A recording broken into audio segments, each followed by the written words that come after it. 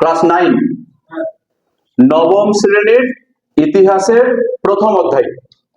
অধ্যায়ের নাম কি আছে? ফরাসি বিপ্লবের কয়েকটি দিক। এই চ্যাপ্টারটা আগের ক্লাসে আমরা বুঝেছি অর্ধেকটা। এই অধ্যায়ের অর্ধেকটা আমাদের জানা হয়েছে, বোঝা হয়েছে। আমরা কি জেনেছি? আমরা জেনেছি 1789 খ্রিস্টাব্দে রাজা, ফ্রান্সের রাজা কে ছিল? ষোড়শ লুই। বুর্ব বংশের রাজা ষোড়শ লুইয়ের বিরুদ্ধে ফ্রান্সের জনসাধারণ 1789 খ্রিস্টাব্দে যে বিপ্লব করে, যে আন্দোলন করে, যে বিদ্রোহ করে, তাকে বলা হচ্ছে ফরাসি বিপ্লব। কবে হয়েছিল? 1789 খ্রিস্টাব্দে। কার নেতৃত্বে হয়েছিল? কারা করেছিল? জনগণ, ফ্রান্সের জনগণ। কার বিরুদ্ধে করেছিল? পূর্ব বংশীয় রাজা ষোড়শ লুইয়ের বিরুদ্ধে। ক্লিয়ার? এবার এই যে ফরাসি বিপ্লব হওয়ার পিছনে কয়েকটা কারণ ছিল। আমরা জেনেছি তখনকার সমাজ তিনটা শ্রেণীতে বিভক্ত ছিল, first state, second state, third state. জেনেছি ফ্রান্সের সমাজের অসাম্য মানে সমতা ছিল না। আমরা জেনেছি ফ্রান্সের যে অর্থনীতি সেটাও ছিল ভ্রান্ত এবং দুর্নীতিগ্রস্ত, সেটা জেনেছি। আমরা জেনেছি রাজা, ফ্রান্সের যারা রাজা ছিল তারা নিজেদেরকে ঐশ্বরিক ক্ষমতার বা স্বৈরাচারী রাজতন্ত্রের বিশ্বাসী ছিল, তাদের উক্তি থেকে বুঝেছি আমরা। তারপরে আমরা জেনেছি যে ফরাসি বিপ্লবের পশ্চাতে একটা গুরুত্বপূর্ণ ভূমিকা পালন করেছিলেন ফ্রান্সের দার্শনিকরা, মন্তেস্কু, রুসো, ভলতেয়ার, বিশ্বকোষ, ফিজিওক্র্যাট, এদের কথা আমরা পড়েছি। তারপরে আমরা জেনেছি যে 1789 খ্রিস্টাব্দের 14ই জুলাই ফ্রান্সের জনগণ, উত্তেজিত জনগণ বাস্তিল দুর্গ আক্রমণ করে। এতটা মধ্যে আমরা জেনেছি। ঠিক সেই বাস্তিল দুর্গের পরবর্তী ইতিহাসটা আজকে আমরা জানব। এবার এই যে বিপ্লব চলছে, বিপ্লবের অগ্রগতি, বিপ্লব সম্বন্ধে জানতে গেলে আমাদেরকে এই কটা পয়েন্ট জানতে হবে। আমরা যদি এই কটা পয়েন্ট জেনে নিই, আমরা ফরাসি বিপ্লব সম্বন্ধে মোটামুটি একটা কনসেপ্ট পেয়ে যাব। কি? বিপ্লবের অগ্রগতি।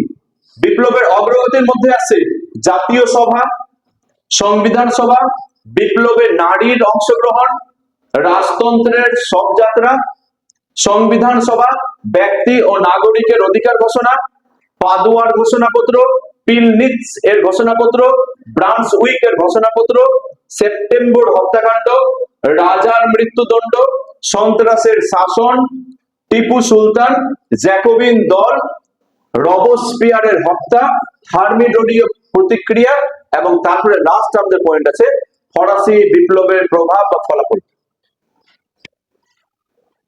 ভাবো একবার, কত সাল? 1789। কোন দেশের কথা বলছি? ফ্রান্সের কথা বলছি।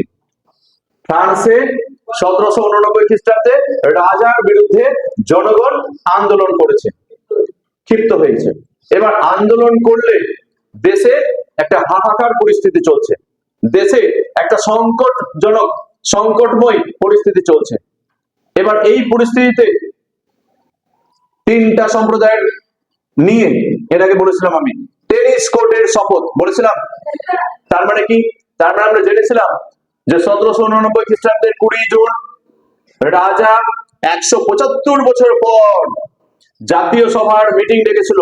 সেই জাতীয় সভার মিটিংয়ে যেই মিটিংটা শুরু হলো, তৃতীয় সম্প্রদায়ের যারা প্রতিনিধি তারা মাথা পিছু ভোটের দাবি জানিয়েছিল, এবং সেখানেই রাজা সেই দাবি কিন্তু মানেনি, রাজা এই দাবি অগ্রাহ্য করেছিল।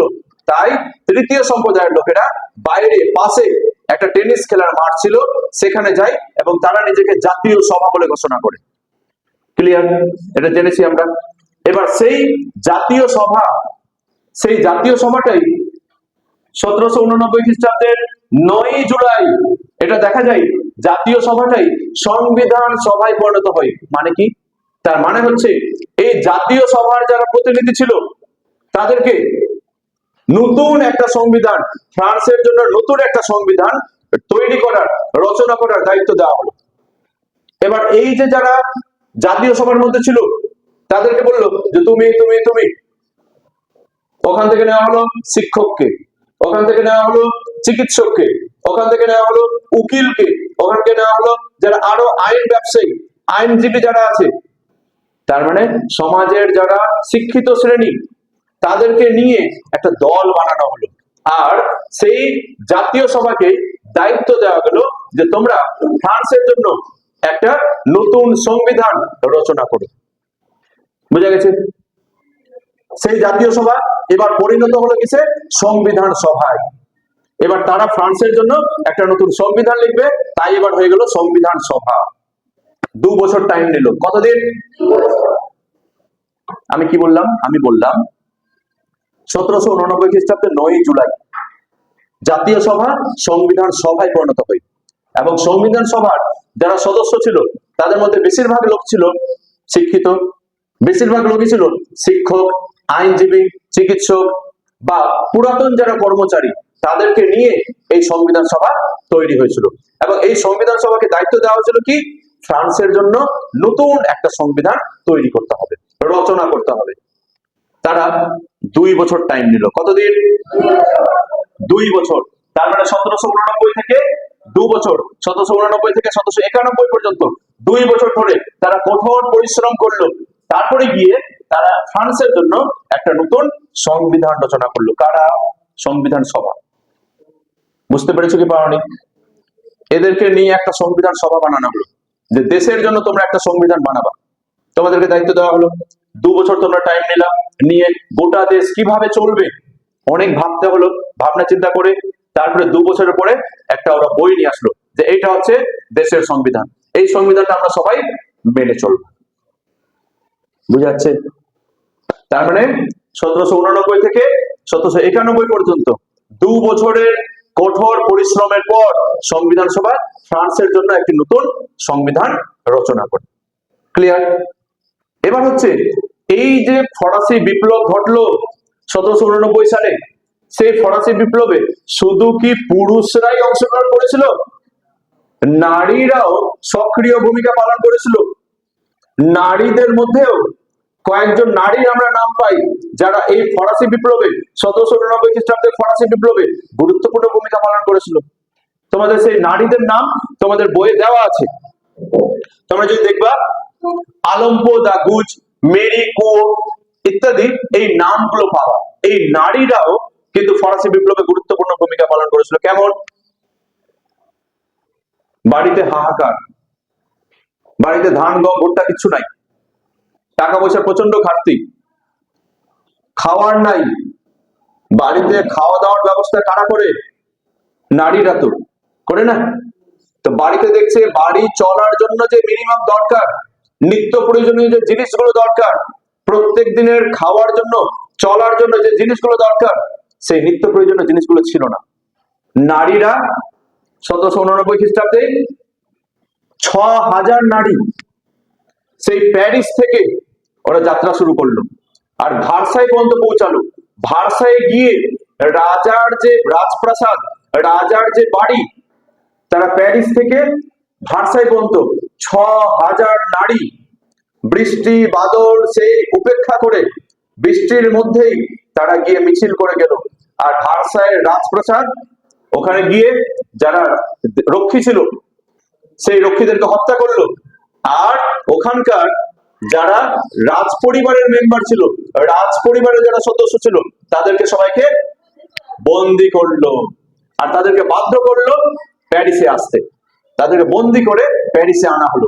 তো এই যে নারীরা, ভাবো একবার, নারীদের ক্ষমতা কোনোদিনই কম ছিল না। নারীদের ইতিহাস তোমরা এখন জানো না, ক্লাস 10-এ উঠবা তারপরে পড়বা। নারীদের ইতিহাস একটা আলাদা ইতিহাস আছে, ক্লাস 10-এ উঠে তখন পড়াবো নারীদের ইতিহাস। নারীরা সেই প্রাচীন যুগ থেকে একদম দেশের স্বাধীনতা পর্যন্ত সব জায়গায় পুরুষের সঙ্গে সমানভাবে লড়াই করেছে। সেগুলো পড়বো আমি, ক্লাস 10-এ উঠো তখন বলবো। তো সেই নারীরা বৃষ্টি বাদল উপেক্ষা করে 6000 নারী গেল, রাজ পরিবারের লোকদেরকে বন্দি করলো আর প্যারিসে নিয়ে আসলো। এই যে রাজ পরিবারের লোককে বন্দি করে প্যারিসে নিয়ে আসা, এটাকে ঐতিহাসিক রাইকার বলছেন রাজতন্ত্রের সব যাত্রা। ঐতিহাসিক রাইকার বলছেন এটাকে রাজতন্ত্রের সব যাত্রা। নেক্সট আমরা বুঝতে পারলাম যে 1789 সালে দায়িত্ব দেওয়া হয়েছিল। 2 বছরের কঠোর পরিশ্রমের পর 1791 খ্রিস্টাব্দে সংবিধান সভা ফ্রান্সের জন্য একটা নতুন সংবিধান রচনা করলো। এবার সেই সংবিধানে তারা একটা মেন তখন মানে দায়িত্ব নিয়েই একটা ঘোষণা করে দিয়েছিল। 1789 খ্রিস্টাব্দে 26শে জুলাই একটা প্রথমেই ঘোষণা করে দিয়েছিল। সেই ঘোষণায় বলা হয়েছিল যে ফ্রান্সে সামন্ততন্ত্র বা সামন্ত প্রথার অবসান ঘটানো হলো। মানে আর ফ্রান্সে সামন্ততন্ত্র থাকবে না, সামন্ত প্রথা থাকবে না। ফ্রান্সে যে ভূমিদাস প্রথা ছিল সেই ভূমিদাস প্রথার অবসান ঘটানো হলো। ফ্রান্সে এখন থেকে টাইপ বা ধর্মঘট, কর্ভি বা বেগার খাটা ইত্যাদিকে আইনতভাবে নিষিদ্ধ ঘোষণা করা হলো। বলা হলো যে সামন্তরা বা সামন্ত প্রভুরা যে বিশেষ সুবিধা পাচ্ছিল সেই বিশেষ সুবিধা আর তারা পাবে না। আমি বললাম সেই সংবিধান সভা 1789 সালে ঘোষণা করলো ব্যক্তি ও নাগরিকের অধিকার। সেই ব্যক্তি এবং নাগরিক অধিকারে তারা বলল ফ্রান্সের সামন্ততন্ত্র বা সামন্ত প্রথা বিলোপ করা হলো, বন্ধ করা হলো।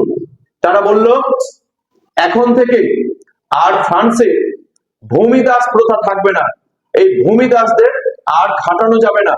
তারা বলল সামন্ত প্রভুরা যে বিশেষ অধিকার ভোগ করছিল সেই বিশেষ অধিকার আর ভোগ করতে পারবে না। তারা বলল এই ব্যক্তি এবং নাগরিক অধিকারের ঘোষণায় বলা হলো যে কর্ভি বা বেগার খাটা, টাইপ বা ধর্মকোড এগুলো বেআইনি, নিষিদ্ধ ঘোষণা করা হলো। ক্লিয়ার? এটা হচ্ছে ব্যক্তি এবং নাগরিকের অধিকার ঘোষণা। নেক্সট, ফ্রান্সে একটা বিপ্লব ঘটে গেছে। জনগণ সবাই মিলে আন্দোলন করেছে, বিপ্লব ঘটিয়েছে। এবার রাজাকে দোষী বানিয়েছে, রাজার শাসনে থাকবো না। 1789 খ্রিস্টাব্দ, তখনকার দিনে ফ্রান্সের রাজা কে ছিল? ষোড়শ লুই। এবার ষোড়শ লুই এর সাপোর্টার কিছু থাকবে কি থাকবে না? থাকবে। গ্রামের মধ্যে, ফ্রান্সের গ্রামাঞ্চলে কিছু মানুষ যারা ষোড়শ লুই এর সাপোর্টার ছিল, সমর্থক ছিল, তারা একটু ভিতর ভিতর মন খারাপ করতে লাগলো। তারা বলছে এরা একটু বেশি বেশি করছে, রাজা এতটাও খারাপ ছিল না, রাজা তো আমাদেরকে ভালোভাবেই দেখছিল। তার মানে সেই ষোড়শ লুইয়ের যারা সমর্থক ছিল তারা এই বিদ্রোহে একটু কি বলবো মন খারাপ করছিল, এই বিদ্রোহে তেমন আর সহযোগিতা করছিল না। এই সময় ফ্রান্সের বাইরে, ফ্রান্সের যদি রাজা থাকে, রাজার অন্য কোনো পরিচিতি থাকবে না, বাইরের কেউ সাপোর্টার থাকবে না, অন্য কোনো বন্ধু বান্ধব আত্মীয় স্বজন থাকবে না? থাকবে তো। ফ্রান্সের রাজা ষোড়শ লুই তারই খুব কাছের একজন অস্ট্রিয়ার রাজা লিওপোল্ড, কি নাম বললাম? অস্ট্রিয়ার রাজা লিওপোল্ড, তিনি 1791 খ্রিস্টাব্দে পাদুয়া নামক একটা জায়গায় ঘোষণা করলেন। তিনি যে ঘোষণাটা করলেন তাকে বলা হচ্ছে পাদুয়ার ঘোষণা। কি বললাম? অস্ট্রিয়ার সম্রাট লিওপোল্ড 1791 খ্রিস্টাব্দে পাদুয়া নামক এক স্থানে যে ঘোষণা করলেন তাকে বলা হচ্ছে পাদুয়ার ঘোষণা। তিনি কি বললেন? তিনি বললেন ফ্রান্সের রাজতন্ত্রের সমর্থনে, ফ্রান্সের রাজতন্ত্রকে টিকিয়ে রাখার জন্য, ফ্রান্সের রাজা ষোড়শ লুই যেন রাজা থাকে তার জন্য ইউরোপের অন্যান্য দেশকে এগিয়ে আসা উচিত। বোঝা যাচ্ছে কি যায়নি? আশেপাশের যারা রাজা আছে ওরা একটা রাজাকে সাপোর্ট করবে না? ওইখানে আন্দোলন শুরু হয়ে গেছে, বিদ্রোহ শুরু হয়ে গেছে, তা আশেপাশের রাজারা কি বলবে? যখন যা হচ্ছে হোক না, ওরা সাপোর্ট করবে? সাপোর্ট করবে তো। সেটাই দেখা যাচ্ছে পাদুয়ার ঘোষণাপত্রের মাধ্যমে অস্ট্রিয়ার সম্রাট লিওপোল্ড তিনি ইউরোপের সমস্ত রাজাকে ফ্রান্সের রাজতন্ত্রের সমর্থনে তথা সরসলুইয়ের সমর্থনে এগিয়ে আসার কথা বললেন। তারপরে অস্ট্রিয়ার সম্রাট লিওপোল্ড, আরেকজন, তুমি দাঁড়াও, তুমি হচ্ছে উঠে দাঁড়াও, ও হচ্ছে অস্ট্রিয়ার রাজা লিওপোল্ড। ও একটা ঘোষণা দিয়ে দিয়েছে। এবার ও দুজন মিলে অস্ট্রিয়ার সম্রাট লিওপোল্ড এবং প্রাশিয়ার সম্রাট দ্বিতীয় ফ্রেডারিক, কি নাম বললাম তোমার নাম কি? দ্বিতীয় ফ্রেডারিক, প্রাশিয়ার সম্রাট। অস্ট্রিয়ার সম্রাট লিওপোল্ড এবং প্রাশিয়ার সম্রাট দ্বিতীয় ফ্রেডারিক পিলনিৎস, সেই পিলনিৎস নামক স্থানে জমায়েত হলেন এবং তারা একটা ঘোষণা করলেন। এই যে পিলনিৎস নামক স্থানে লিওপোল্ড এবং দ্বিতীয় ফ্রেডারিক দুজন মিলে যে ঘোষণাটা করলেন তাকে বলা হচ্ছে পিলনিৎস এর ঘোষণা। কি বলা হচ্ছে? এখানেও তারা বলছেন ফ্রান্সের রাজতন্ত্রের সমর্থনে, ফ্রান্সের রাজতন্ত্র টিকিয়ে রাখার জন্য ইউরোপের দেশগুলোকে সশস্ত্রভাবে সাহায্য করা উচিত, সশস্ত্রভাবে সমর্থন করা উচিত। এই যে ঘোষণাটা দিলেন তাকে বলা হচ্ছে পিলনিৎসের ঘোষণা। রাশিয়ার, তোর ওখানকার তোর একজন সেনাপতি আছে, রাশিয়ার এক সেনাপতি যার নাম ছিল ব্রানসুইক, কি নাম বললাম? ব্রানসুইক। তুই সেনাপতি কাকে বানাবি? ওকে বানা, ছোট আছে ও, ওই ছেলে ওটা দাঁড়া, ব্রানসুইক। হ্যাঁ, রাশিয়ার সেনাপতি ব্রানসুইক, তিনি এবার ঘোষণা করলেন ফ্রান্সের রাজার উপর যদি কোনো আঘাত ঘটে, ফ্রান্সের রাজার উপরে যদি কোনো প্রকারের আঘাত হয়, তবে প্রাশিয়া প্যারিস শহরকে পুড়িয়ে দিবে, প্যারিস শহরকে ধ্বংস করে দিবে। বুঝা গেল? কে বললো? ব্রানসুইক। কে ছিল ব্রানসুইক?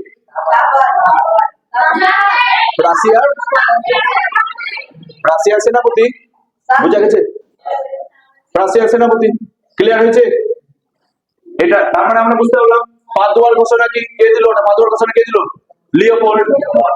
পিলনিৎসের ঘোষণা কে দিল? দুজন মিলে। আর ব্রানসুইকের ঘোষণা কে দিল? ক্লিয়ার? বসো।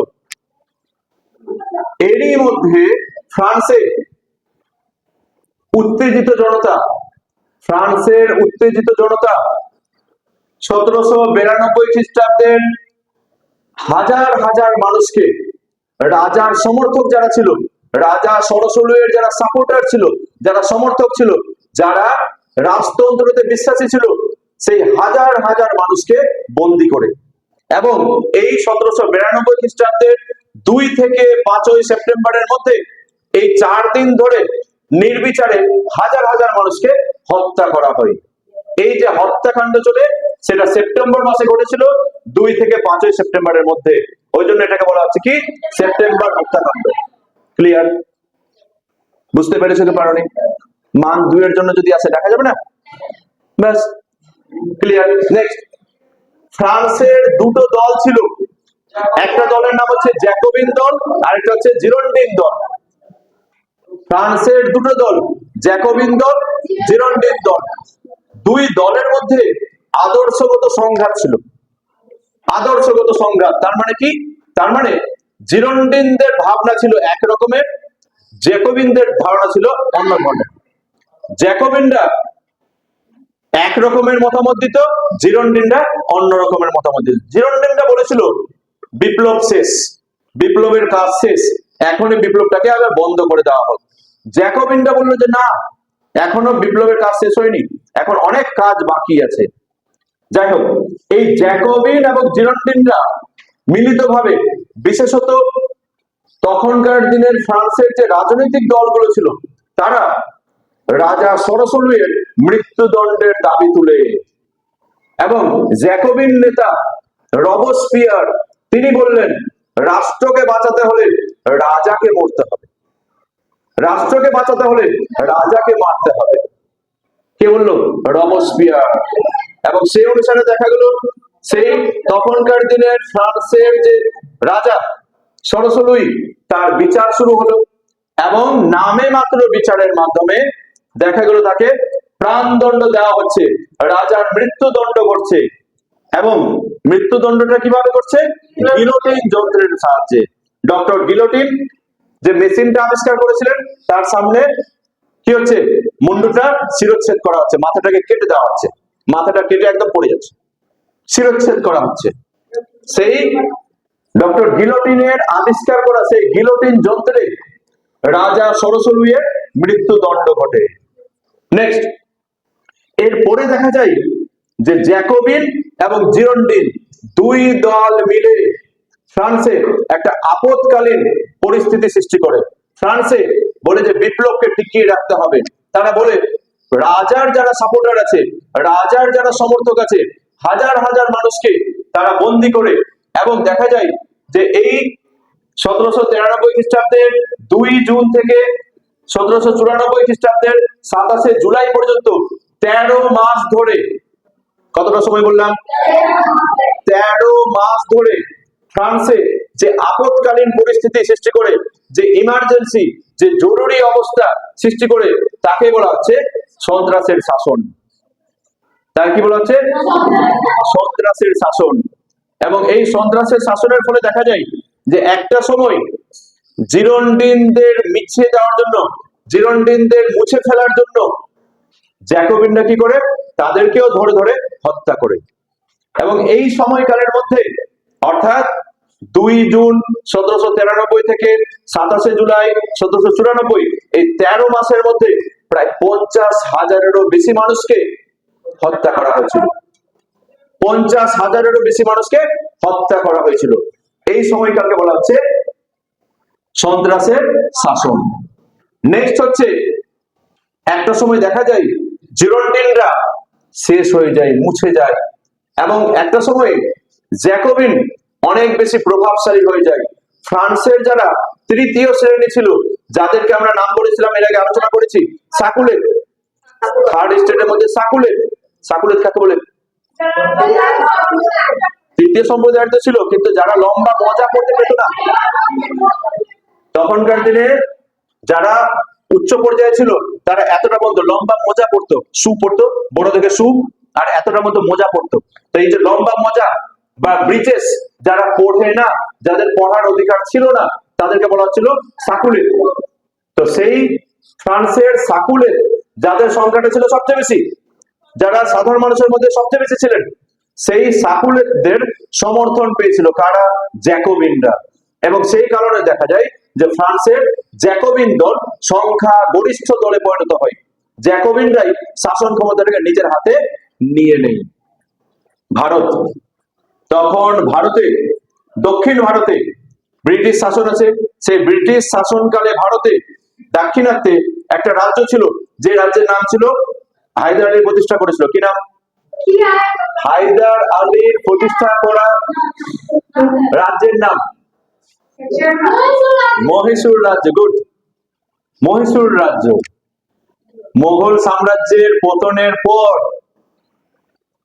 ভারতে বাংলায় স্বাধীন রাজ্য গড়ে উঠছে, অযোধ্যায় স্বাধীন রাজ্য গড়ে উঠছে, হায়দ্রাবাদে নতুন রাজ্য গড়ে উঠছে, একইভাবে দক্ষিণ ভারতে মহীশূরের নতুন রাজ্য গড়ে উঠছে। তো সেই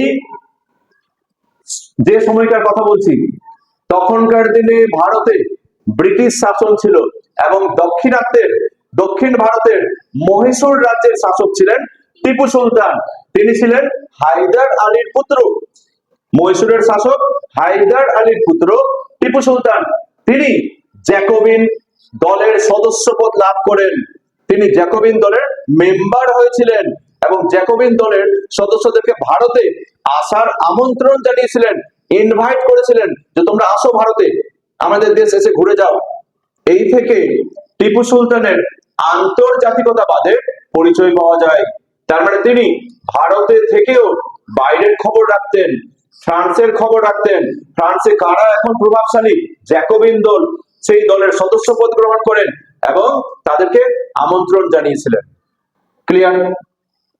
লাস্ট আমাদের টপিক দেখা যাচ্ছে যে 1794 সালে জ্যাকোবিনদের মধ্যেও একটা সময় দেখা যায় যে রবসপিয়ারের উপরেও বিরক্ত হয়ে হাজার হাজার মানুষকে মেরে ফেলছে।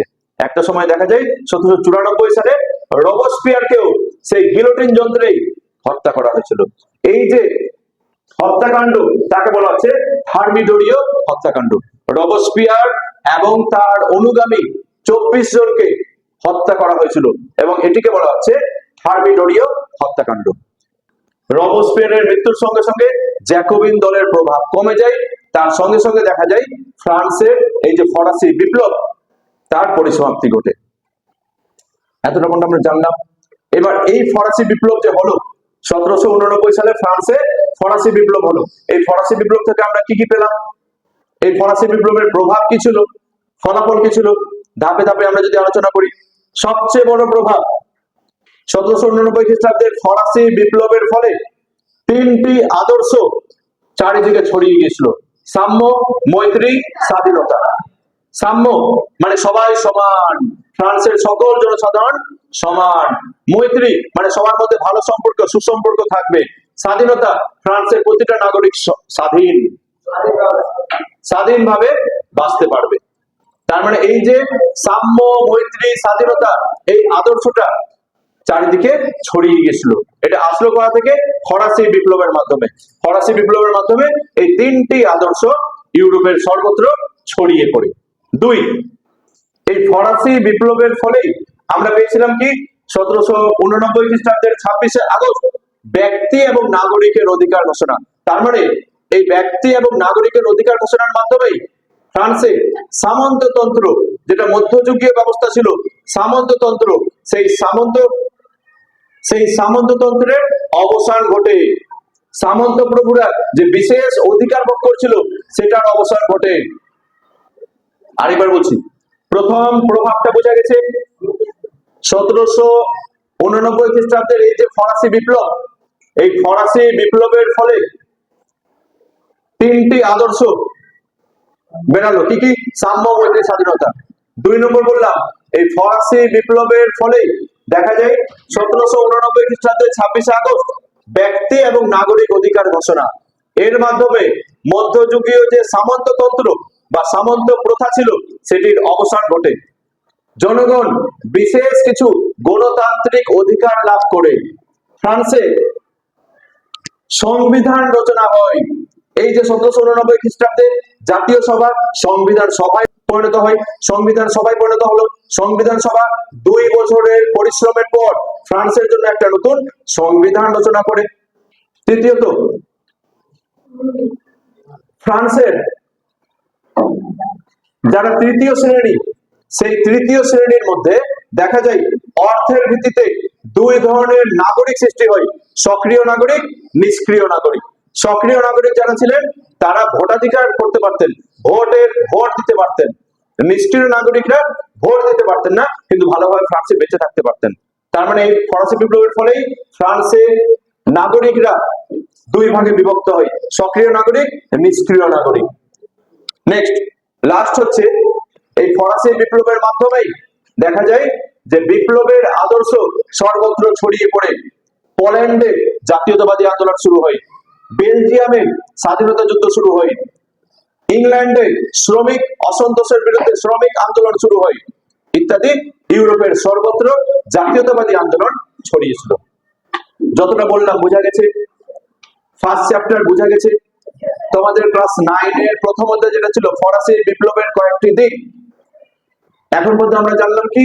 আমরা জানলাম ফরাসি বিপ্লব কি, ফরাসি বিপ্লবের কারণ কি ছিল, ফরাসি বিপ্লবের অগ্রগতি কিভাবে ঘটলো, এবং ফরাসি বিপ্লবের ফলাফল বা প্রভাব কি ছিল। আশা করছি ক্লিয়ার হয়েছে, বোঝা গেছে সব? ওকে।